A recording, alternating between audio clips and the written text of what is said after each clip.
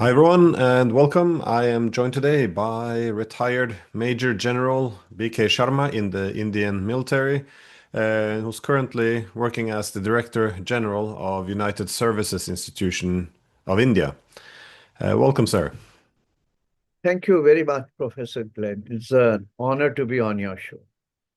Thank you. And I initially wanted to ask you about how India adjusts to the emergence of a multipolar world. However, before we get to this, I thought it was first appropriate to address India's conflict with Pakistan, a very dangerous one could add, as consists of a conflict now and direct fire between two nuclear weapon states. Uh, can you give an overview or explain how India and Pakistan ended up in this situation, and is it likely to be resolved by mere ceasefire? The first question is the very origin of this conflict is India's principal position on cross-border terrorism. And that has been acknowledged by the rest of the world that for a very long period of time, Pakistan was under the scanner of FATF, right? Now, if you see very recently, there were certain speeches which were made by their Chief of Army Staff, Asif Munir. One speech he made was in Khyber Pakhtunkhwa when he was addressing a jirga, invoking two-nation theory, highlighting or emphasizing that Hindus and Muslims are two different people and they cannot coexist.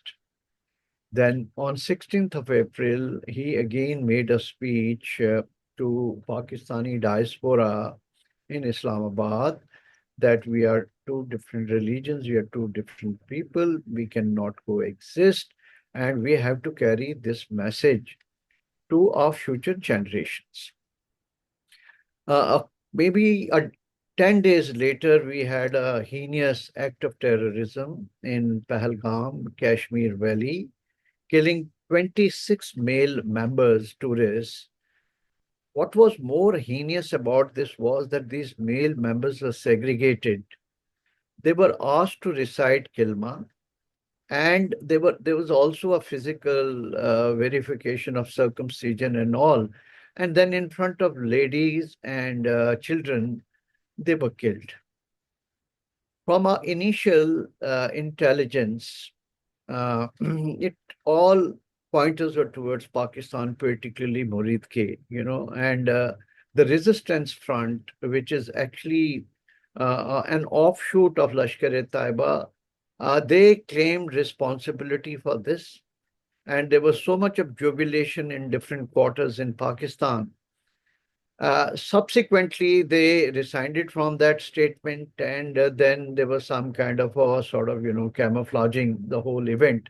But India, by looking at past behavior of Pakistan and recent statements, were fully convinced that this has been perpetuated and abetted by Pakistan. And in keeping with our strategy, zero tolerance for cross-border terrorism, we struck at 9 terrorist camps and we bumped off about 12 members of Hafiz Sayyid's family, who is actually a proscribed terrorist by the UN and is presently Indian in the custody of Pakistan military. So nearly about 70 to 100 of these terrorists, particularly two terrorist camps, one at Muridke and another at Bawalpur, were decimated through a precision strike. And then the situation snowballed. It went up the escalation ladder. And then there were, over the last 4 days, there were attacks and counterattacks, particularly using missiles and drones by both sides. So that is where it is. If you have any further question, I could elucidate this, but I just want to cap it here that India is not a reckless military power or a power. Our response has been in keeping with our principles and a consistent position of zero tolerance towards terrorism.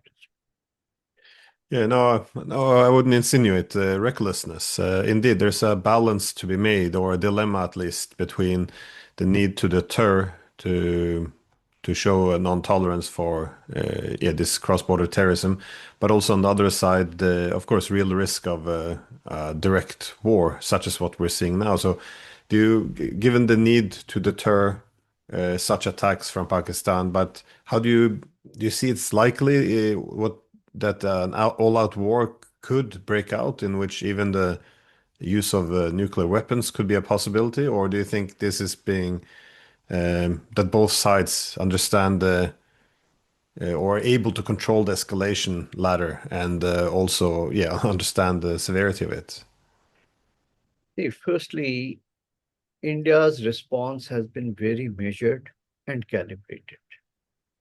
It is the Pakistani side which tried to up the ante unsuccessfully.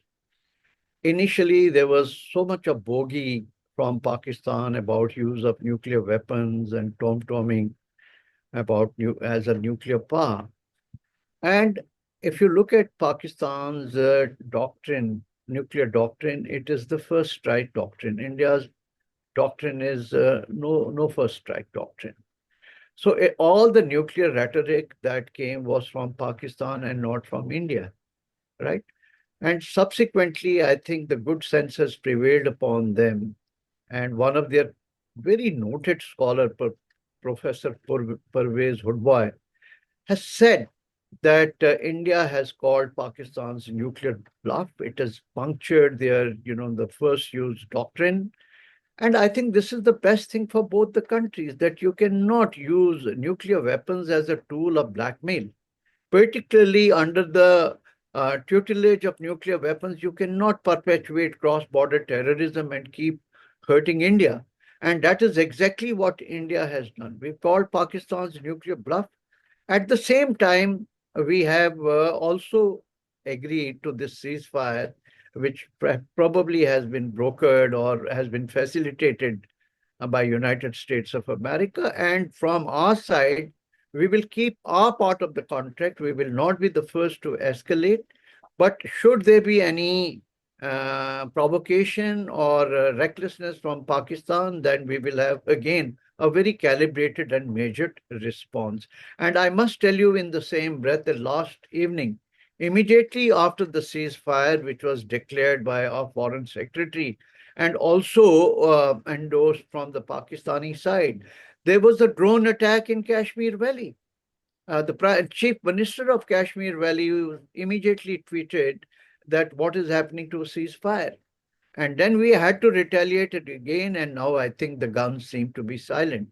But given Pakistan's past behavior, right, it is very difficult for India and international community to trust Pakistan.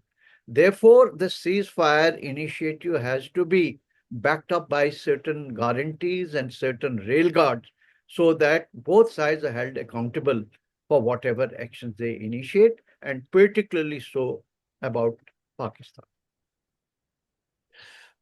How does this affect the wider region? Because India has traditionally been concerned that in any tensions between India and China, that China would lean more on Pakistan as an instrument of pressure. But obviously, China's not involved in this in any way. But has there been any indications that it could pull in India, China support for Pakistan? Not direct, obviously, but diplomatically, economically, or has China taken a very autonomous or an objective, neutral position on this issue? Going by what we read in Pakistan, Chinese media, and the position they took at UN Security Council when this act of terrorism was condemned, they have toned down that resolution, UN Security Council. It was at the behest of Chinese. Similarly, their media was gaga over as if there was a loss of a couple of aircraft of India. And they were actually parroting the Pakistani narrative. Also, most of the weapons which Pakistan has used against India, GF-17, GF-10 and all that, these are all Chinese origin. So there is an indirect complicity of China and they have emboldened Pakistan to such an irresponsible behavior. But outwardly, as far as line of actual control is concerned, in the wake of the recent thaw, there hasn't been any unusual activity or, say, upping the military ante at the LAC, which is a welcome sign, and we respect that and we welcome that. I think the foreign minister of India and that of China, they are in constant touch. And I think there is a good kind of an understanding that it is not in the interest of region to up the ante or to escalate the situation further. Um, I wanted to take a step back though and look at the wider region and the different players coming in, because in the larger developments, as the world is again becoming more multipolar, many are suspecting that we could end up in not the same but a similar situation as the great game of the 19th century, when the British Empire and the Russian Empire were competing for influence in Central Asia, and of course a key component was the competition over access to what was then British India. But how do you interpret the main dynamic now and India's role in this, given that the Central Asian region now has so many actors, that is Russia, China, you have India, Iran, Turkey is also has it influenced the Western powers. How do you see the competition for power, or do you see the prospect of these competing interests being harmonized under common economic projects? Because often when we look at the wider region, there seems to be many pieces that fits into place, except for of course, the tension between Pakistan and India, which tends to be seen as an obstruction to this wider Eurasian integration. I totally subscribe to your theorization that there is a new great game which is in the offing. And this great game is entirely different in its character. Presently, I think the main protagonist in this great game is not so much Russia and United States of America, but it is China and United States of America, a reigning hegemon and a rising power. They are at the center of this great game. And this great game is not only confined today to Eurasia, Mackenda's heartland, but it goes into Indo-Pacific and so many other non-strategic frontiers. While before the arrival of Trump, it was easy to deconstruct some of the contours of this great game in terms of, domination for strategic location, strategic resources, technology, cyberspace, information space, outer space, new generation warfare, nuclear cyber rattling. But the arrival of Trump has brought great disruptions and discontinuities to the whole construct, I would say, or the conceptual, so-called conceptual framework of that. And he's induced more uncertainties. For example, his whole entire approach to this is one of disruption, deal making, decoupling, and deterrence. At the same time, he has exhibited neo-imperialistic tendencies in times of creating spheres of influence that I remain confined to Atlantic, give me Canada, Panama Canal, Greenland, and perhaps accommodate Russia's ambitions in the former Soviet Union and China's ambitions in Asia Pacific, though it is probably a long haul that before, we would reach in such kind of a balance of power, in the entire overall. So at the moment, yes, there is a great game, and the main fulcrum of that great game today is the trade wars. Right, it is imposing 154% trade sort of barriers on China and many other countries. The other uncertainty is that the very allies of United States of America who are allied against Russia and China, he's driven a wedge in that alliance by sort of, humiliating Europe particularly what Vance did during his Munich Security Conference, the kind of speech he made, then he's put question marks on NATO. And on the other side, even there are certain tremors which are coming in the East Asia Security Alliance in terms of, disowning or detaching himself from Taiwan and even other countries like Philippines and Japan are a little nervous. And they've also gone for counterbalancing of having some trilateral dialogue between Japan, South Korea, and Chinese, right?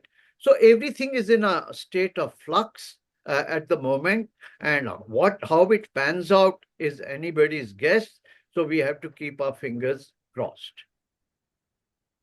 Yeah, one could say that yeah, Trump is to some extent a symptom of the multipolar world as well, given that the hegemonic world order in which the US would yeah, control every corner of the planet would be has exhausted itself in terms of its resources and the rise of rival. But of course, the Trump's response to this, even though he might be a symptom response, would not be the only possible response, as you suggested. This America first is very unique yeah, response to how the world is changing. But given that we now have this growing tension between the main two powers, which is the United States and China, um, but also yeah, with China aligning itself closer and closer with Russia, how does India position itself within all of this, and can it avoid being pulled into some block system?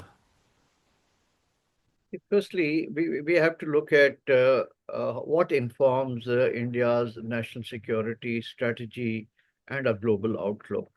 And it is our strategic geography. We are a stakeholder in Mackenzie's heartland, Eurasia. We've also got stakes in the Indo-Pacific. We are Spickman's rimland state with a very prosperous 7,500 kilometers long coastline. So India looks at itself as a strategic bridge between Eurasia and Indo-Pacific.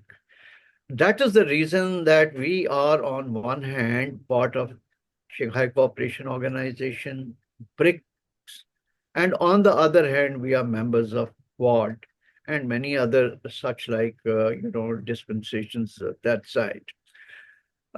We feel that, well, we have to navigate our national security interests in a very calibrated manner. And that is why India's foreign policy is one of multi-vector engagement. And that is also validated by the pattern of our voting on the Ukraine issues and what the conflict in West Asia. So India, I think all that we are doing is while we are deeply steeped in our own comprehensive national development in terms of Viksit Bharat, that is to achieve the lofty goal of developed India by 2047. So the whole focus is on internal consolidation and development and balancing between the two antagonistic blocks. But we don't see that, given the globalization and the redistribution of power today, which is not what was post Second World War.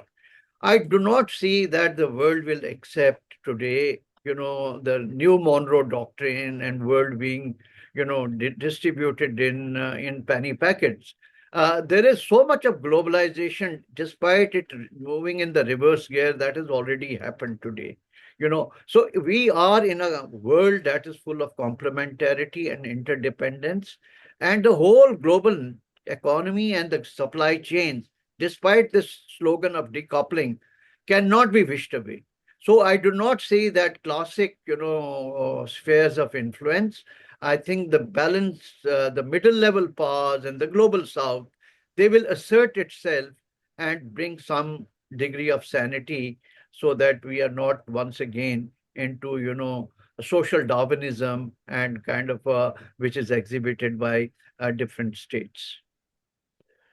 Well, India's foreign minister, Jaishankar, has become a bit of a geopolitical rock star and symbol, I guess, of India's ability to balance this, this different position. That is, we see these two, I guess, integration or formats for a new world. That is, as you said, the Indo-Pacific region, which is supported by or organizations such as AUKUS, which is the more US-led view of Eurasia versus the more, I guess we can put into the greater Eurasian category.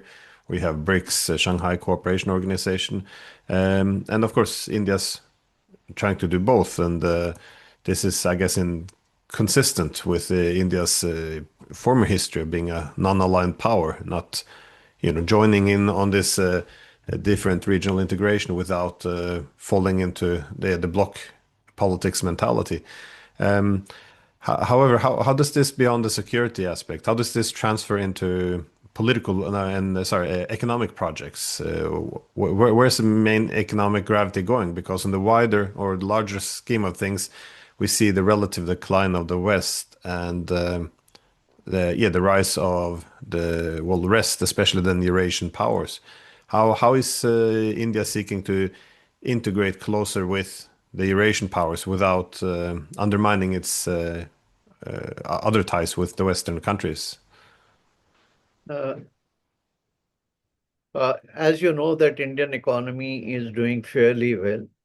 Today, we're the fifth largest economy, and if our growth rate is about 6.5%, with the potential to sort of increase, and maybe within few years, we may be the third largest economy in the world.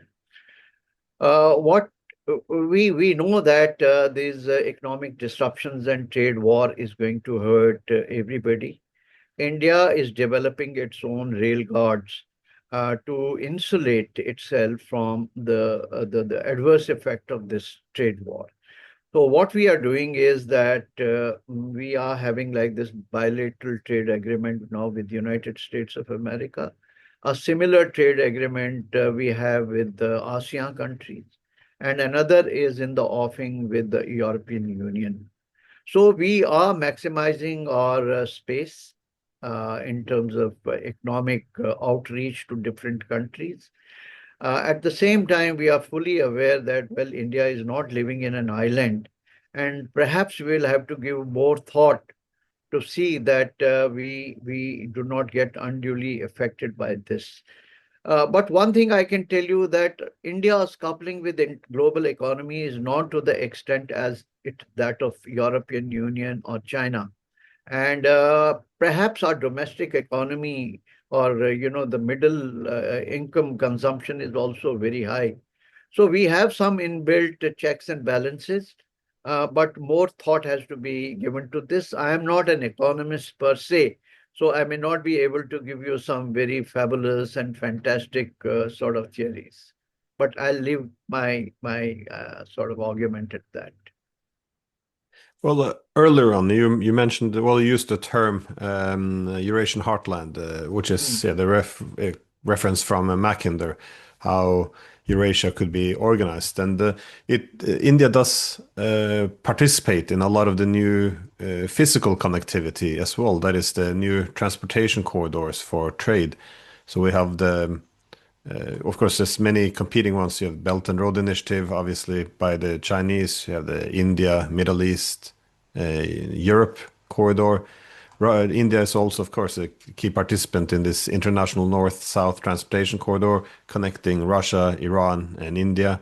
And also very interesting is the Chennai-Vladivostok corridor, which also then will connect India more with the Arctic as well. Is there what's the wider strategic thinking behind all of these corridors?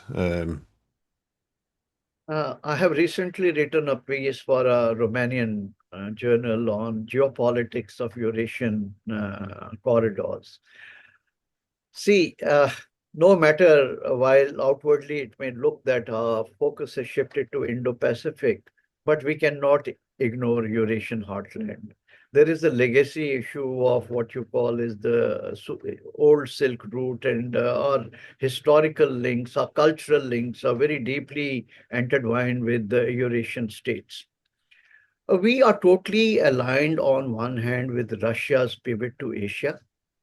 Uh, and the operating, or we can say the instruments of that pivot to Asia is, besides selling the energy to India, is actually operationalization of some of these corridors, the international north-south trade corridor, the Vladivostok-Chennai economic corridor. India has also articulated its Act for East policy, wherein we want to be a major stakeholder in the development of the Arctic region. That is why we pledged $2 billion worth dollars of support to Russia, and also in the development of north-south, not north-south, what we call is the Arctic corridor, the north-south corridor. What is it called? It is the Arctic corridor.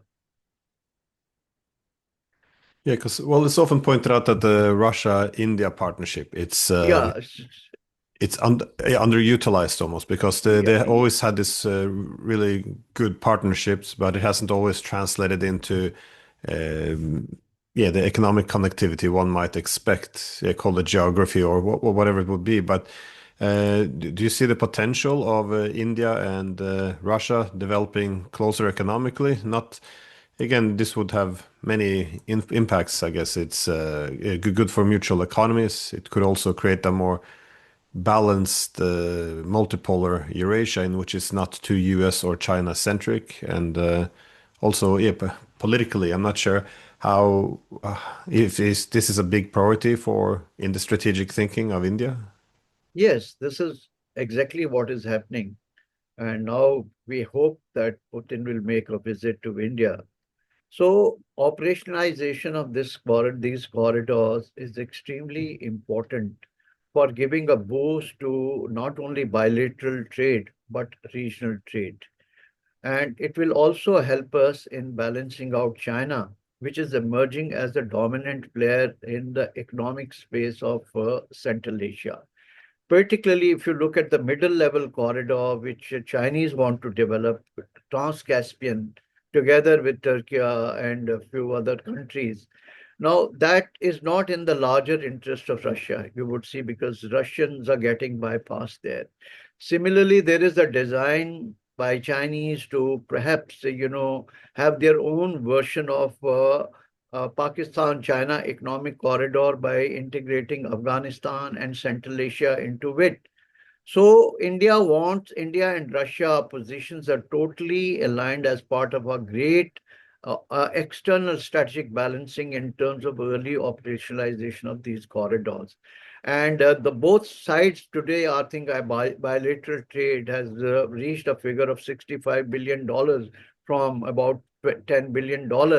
And with the operationalization of these corridors and more flow of energy, I think this has tremendous potential for growth. And that is what both the countries are looking at. Because Russians also don't want to keep all their eggs in the Chinese basket. They want to diversify. And India is the only country with a huge market and appetite for energy. Even in the realm of armament, today, see, S-400 has done India so good in terms of warding off some of these drone attacks and missile attacks. And therefore, despite India's effort to diversify our defense deals with other countries, Russia is going to be our mainstay in terms of armament. So there's a huge potential, and it all depends on how Russia is able to extricate itself from this Ukrainian conflict, and then it can renew its focus and energy on, developing this what you call is pivot to Asia strategy. So I think there is a good hope for both countries to cooperate. And also, well, specifically in the Arctic, because well, what are the strategic interests of India in the Arctic? Because India is becoming, to a large extent, a de facto Arctic country by its cooperation with Russia. That is obviously geographically not an Arctic state, but it is invited to a large extent by the Russians for I guess common development. What are the interests of India, though? We have already articulated an Arctic strategy, I think, in 2016. And that strategy has multiple dimensions in it. Now, Arctic is extremely important for India because the melting of Arctic, which is three times faster than the global melting, has direct impact on the monsoon patterns in India, right? It also has other impacts in terms of your release of certain, other, microbes and all, which can, affect the overall ecosystem. We also very much interested in developing the energy resources of Arctic. And though Chinese themselves call it a near Arctic state, and they have this what you call is the polar Silk Route and all.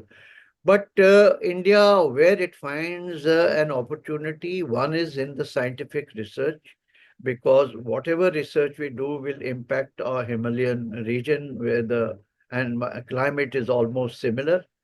Second thing is also have stakes in some of the energy fields there, and develop the telecommunication infrastructure. We are very good in telecommunication and digital technology. So we can be a major stakeholders there in helping Russia to develop that.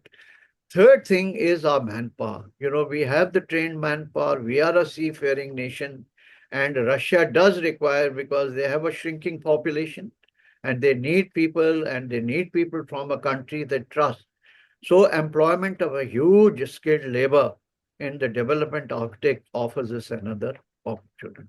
And the Northern Sea Route, as I was calling it, I mean, if it gets operationalized and if it gets connected with international north-south trade corridor and Vladivostok-Chennai corridor, then it will become one seamless kind of a circuit, the energy conduit from which India and Russia and other countries along the route will get benefited. Well, this emergence of a multipolarities, you often pointed out that, as you said before, there's a lot of differences from the 19th century, of course. Now we have the involvement of the Arctic, space, we have the digital technologies, more complex financial instruments, in addition to the physical transportation corridors. But to facilitate all of this new, I guess, economic architecture coming to place, to accommodate multipolarity. We see that key institution to accommodate all of this is obviously BRICS or BRICS Plus now with all its new members, as an alternative to the US-centric economic system. What do you see as the main possibility and the limitations of BRICS? Because, well, for example, on the topic of a common currency, we see that usually India stands out as being more apprehensive or cautious that it's perhaps one step too far, or it's too much centralization. What do you see the main future of BRICS to this regard? See, before I come to the BRICS question, there are other challenges in regard to operationalization of these corridors. First and foremost is the economic sanctions by United States of America, particularly on Iran, right? So many international companies that get involved in developing infrastructure will come under the ambit of economic sanction. Second issue is uh, the probably the trust or the lack of adequate dialogue, say between India and Iran on operationalization of this corridor, because it gets consumed by the overall geopolitics of the region. There is China factor also there. Now, if this corridor has to be totally, I would say, profit-making corridor, then it has to be a green corridor. There has to be a seamless flow of goods and people cutting across different barriers and custom regulations and all. So I think this is a work in progress. I don't think even work has begun in this kind of a thing. So a lot of work has to go in making it a seamless green corridor. Third issue here is about China competing, because they have the benefit of a geographical proximity to Central Asian republics, and they have the economic heft and the technological heft.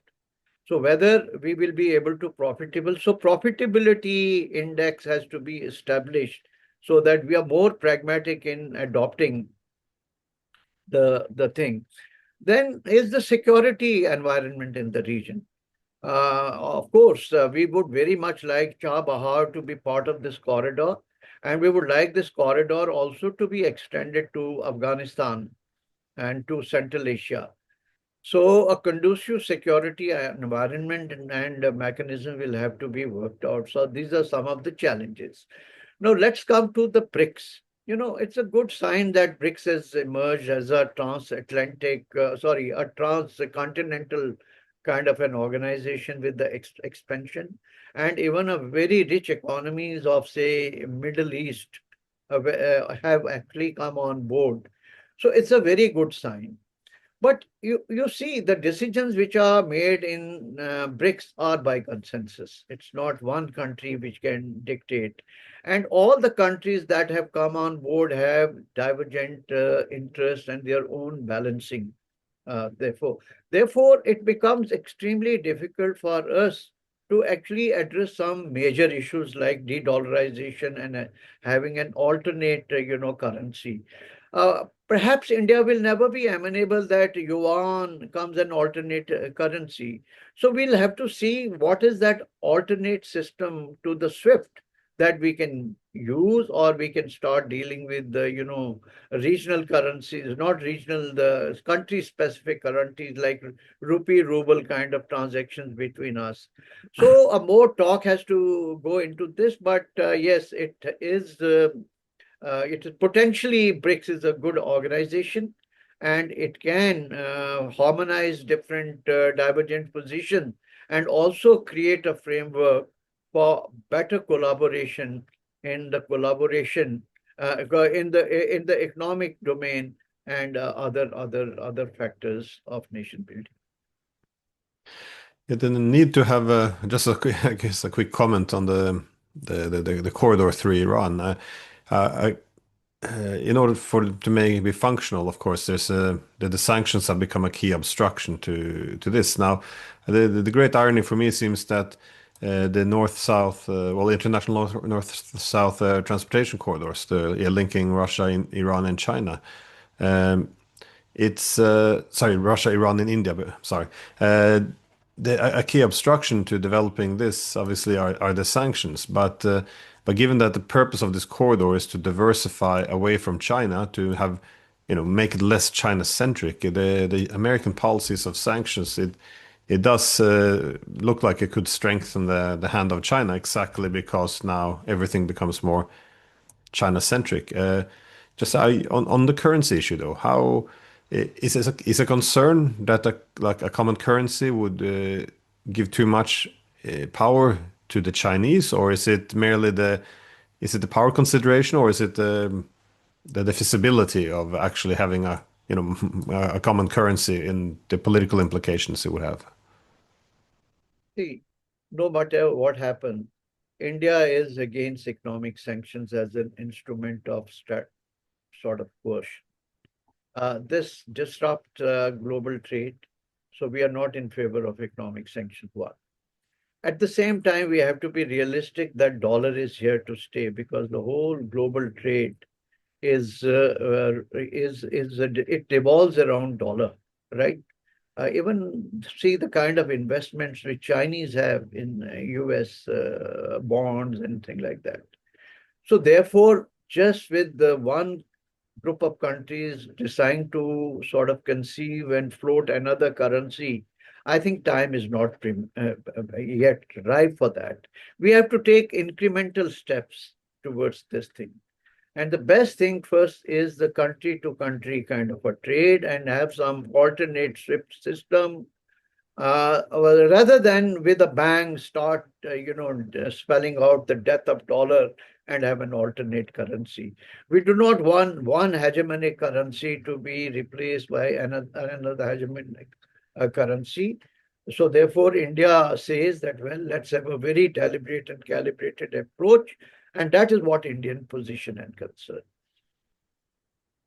Uh, well, a lot of the sanctions that are coming from the United States, also secondary sanctions, it seems that a key objective there is to try to revive the unipolar system, even though this appears to be dead in the water. But how is India impacted by this? Because the efforts to, on one hand, efforts to use secondary sanctions to weaken or even break Russia, this is something that has negative implications for India. But on the other hand, we see some of the sanctions against China. It can divert some business or economic opportunities to India, as the the Americans calls it friendshoring. I think that is make their reorient their supply chains more towards friendly countries.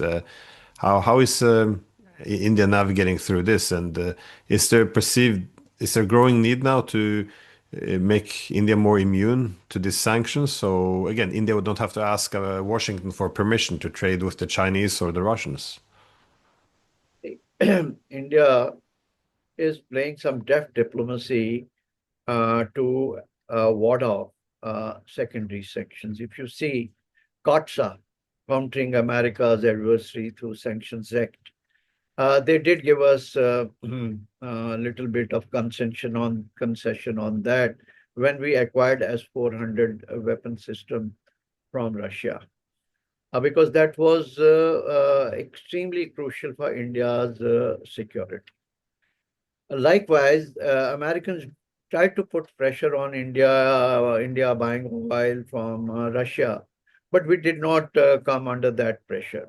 On the other hand, we did take cognizance of American economic sanctions, and the oil flow from Iran to India came to a trickle. I mean, it came to almost nix.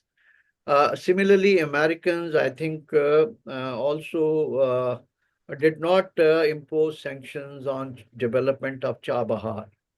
This time over, you see, Trump has made a statement that if BRICS countries float another currency, I will sort of impose very stringent sanctions on that.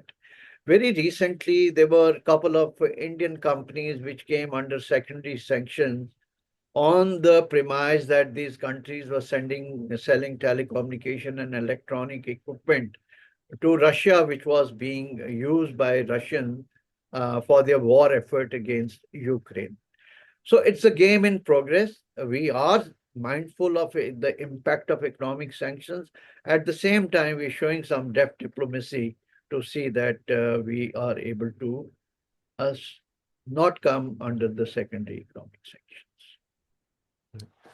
Well, my final question is about how ideology, well, what role ideology has in the multipolar system, because over the past many decades, ideology has pretty much been front and center. We saw during the Cold War, not only was there bipolar international distribution of power, but because it was separated into capitalist versus communist, everything was all power was interpreted to a large extent through this ideological prism. Even after the Cold War, in the unipolar order, we saw that the political West's aspiration for global primacy or hegemony, that this was always needed to be justified through ideology. That is, the West should dominate the world after the Cold War, but this was argued to be a force for good, given that the West's liberal democratic credentials would, almost like a new civilizing mission, it would benefit the whole world. So we still see, especially here in the West, that all conflicts must always be interpreted through, liberal democracy versus authoritarianism. So the ideology is very powerful, but in a multipolar system, you would assume that the role of these binary ideologies, which often become a placeholder for good versus evil, that they don't have the same role. Do you see any shifts? Well, I guess from that perspective in India on the role of how ideology forms global politics? I think, yes, there is a significant shift from the days of communism versus capitalism or democracy to a dialogue which is more on civilizational lines today. You see that China calls itself an old civilization, which it is. Russia is perceiving itself in the civilizational terms. So is India saying. And then we have, of course, the Islamization, what they call is the caliphate, or there are elements there who look at in those line in those terms. Within collective West, I think there's a disaggregation between American ideology and the way Europe looks at it. Europe looks at it. It's a very unique in its culture and in its values and beliefs. Right. But one thing is for certain that American notion of domination of the world, that American exceptionalism, unilateralism, uh, Pax Americana, I think it is dead. But so is Pan Sinica dead. People are not buying that, well, China would be able to move in the shoes of, United States of America. So today it is actually a competition between the competing civilization, which is a good sign. And I think that the core of what you call is multipolarity. It is not that one country should be able to impose its system, its culture, its way of life, and its strategic outlook on other countries. So that realization has dawned, and I think that would be the essence of multipolarity, that under the same sun, different cultures and different systems can coexist, and there would be uniqueness of those cultures and those civilizations, and yet there would be certain commonalities in terms of technology, trade, and other things. So I think this is a good development, and I hope that it gains traction. Well, it does seem a focus away from universalism in terms of values to distinctiveness of civilizations would be something that would augment at least sovereignty, which could stabilize some of the system because it sure isn't stable now. Um, Anyways, Major General Sharma, thank you so much for your time. We do appear to attend some of the same conferences, so I hope to see you again in person soon. So thank you. Thank you so much. Thanks a lot. It's a pleasure talking to you. Thank you.